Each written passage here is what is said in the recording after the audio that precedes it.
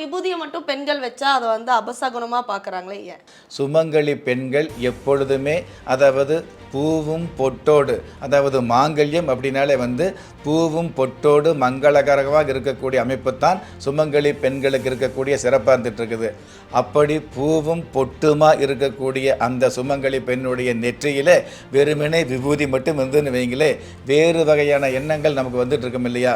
அதாவது இந்த பொண்ணு சுமங்கலி பொண்ணு இல்லையோ, வேறு வகையான பாதிப்பு இருந்துட்டு இருக்குது அப்படிங்கிற அந்த தாக்கங்கள் வரும். இந்த ஒரு காரணத்துக்காக அந்த சுமங்கலி பெண்ணுக்கு அபசகுணம் அப்படின்னு எடுக்க முடியாது.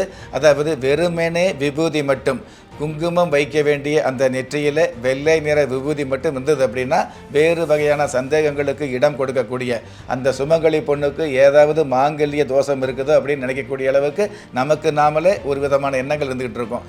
அது மட்டும்தான் உண்மையை தவிர்த்து மற்றபடி குங்குமம் வைக்காமல் வெறுமனே விபூதி மட்டும் அணியும் பொழுது அந்த பொண்ணை அபசகுணமாக பார்க்க வேண்டிய அவசியம் இல்லை அப்படிங்கிறத உண்மை.